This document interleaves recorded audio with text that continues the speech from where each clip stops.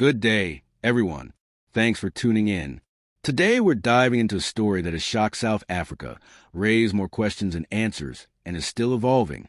It's about the dramatic escape of Thabo Bester, a convicted rapist and murderer from a maximum security facility in Bloemfontein. His time on the run, and recent investigations that point to involvement at very high levels of law enforcement. The name Shadrack Sibiya appears in the unfolding narrative, and today we'll examine what we know so far, what has been alleged, what remains unproven, and what the implications are for justice and public trust. Let's begin by going back in time for some context.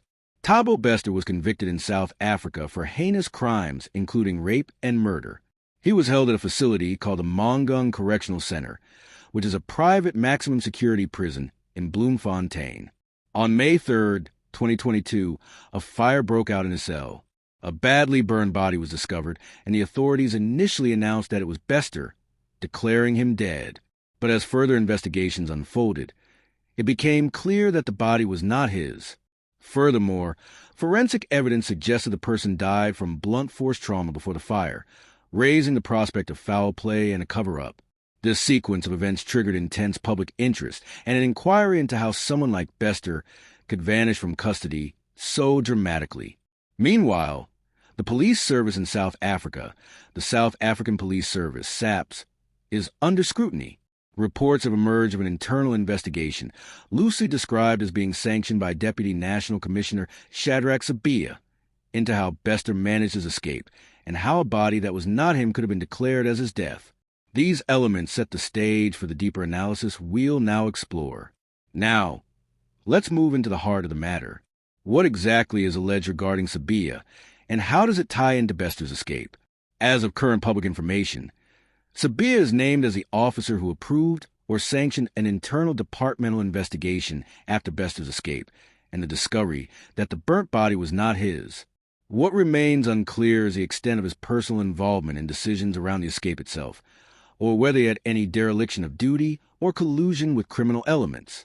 The allegation circulating in media and online discussion is that Sibiya may have been more deeply involved, that he either allowed or turned a blind eye to aspect of the escape, or was aware of corrupt behavior and did not act.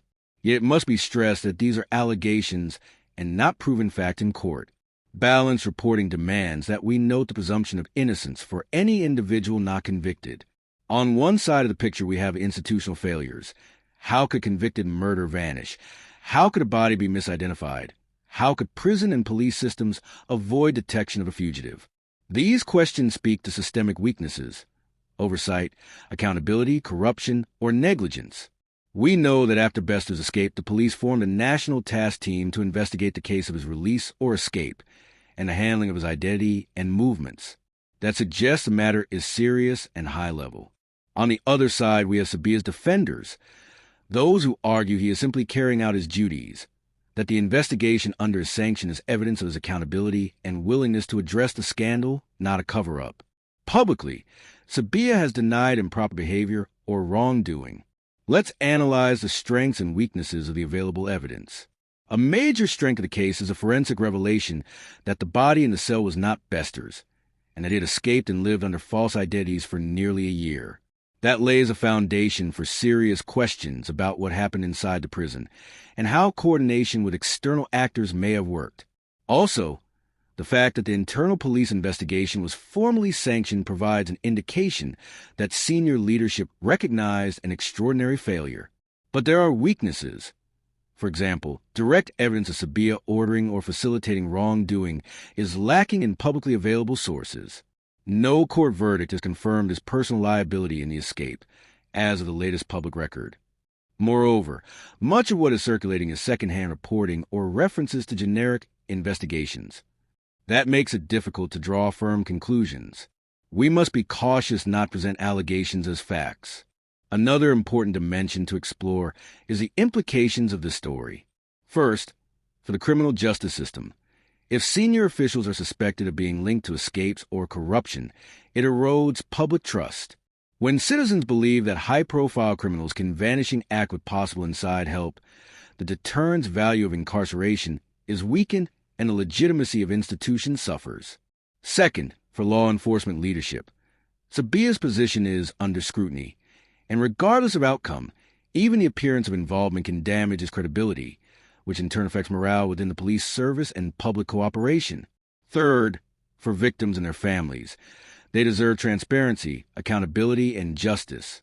The Bester case involves multiple victims, and the failure to guard him in custody or identify him properly deepens their pain and diminishes confidence in protection by the state. Let's address future possibilities. One path is that full investigations will lead to criminal charges against inside actors, possibly including Sibiya, if evidence supports it. That could lead to a stronger signal. No one is above the law. Senior officials must be held to account. Another possibility is that the investigation drags on with little accountability, which would send the opposite message. The powerful remain shielded and institutional culture remains unchanged. On the correctional side, reforms may be implemented. Tighter oversight of prisons, improved tracking of detainees, regulatory changes for private facilities like the Mangaung Correctional Centre. The Bester escape may become a catalyst for change, if stakeholders seize the moment.